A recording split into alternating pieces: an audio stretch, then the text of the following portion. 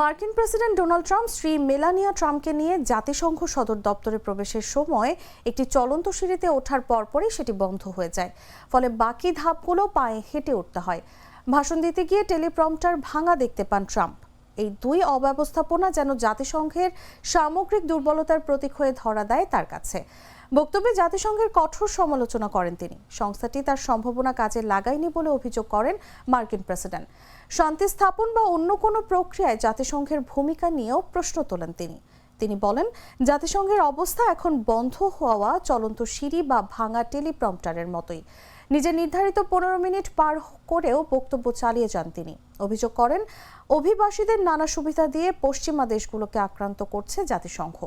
শুধু আন্তর্জাতিক সংস্থাটি নয়, সাধারণ পরিষদের অধিবেশনে শত্রু মিত্র সবাইকেই নানাভাবে কথা শুনিয়েছেন মার্কিন প্রেসিডেন্ট।